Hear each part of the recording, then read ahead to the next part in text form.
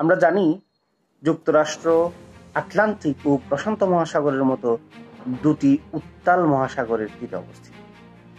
ফলে এই দুই মহাসাগর থেকে সৃষ্ট নানা ধরনের ঝড়, বিভিন্ন মাত্রার ঝড় সমতলে আছড়ে পড়ে। এতে ব্যাপক ক্ষয়ক্ষতিও হয়।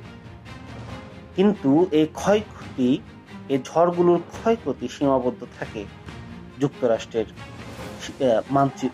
যুক্তরাষ্ট্রের সীমানার মধ্যে।